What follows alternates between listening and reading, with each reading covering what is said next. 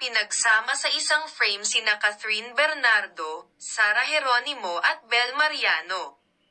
Ang caption, "Our very own kapamilya.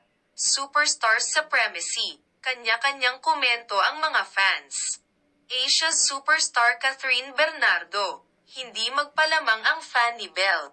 Dati siya ang superstar pero ngayon may bago ng superstar Bel Mariano. They are both superstars on their own. Let's support everyone. Marami talagang fans ang nakasuporta sa young actress.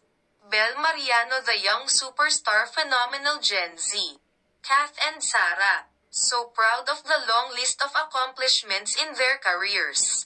Still on top of their games. May kanya-kanyang trono ang tatlong aktres. Si Sara isang singer na pinarangalan ng Billboard Music bilang Best Woman of the Year. Kinikilala siya bilang isang popstar royalty. Si Catherine ay Newsmaker of the Year at Asia's Superstar. And now reyna ng commercial at endorsement. Samantalang si Bel, ang first ever Filipina na nanalong Outstanding Asian Star at Seoul Drama Awards.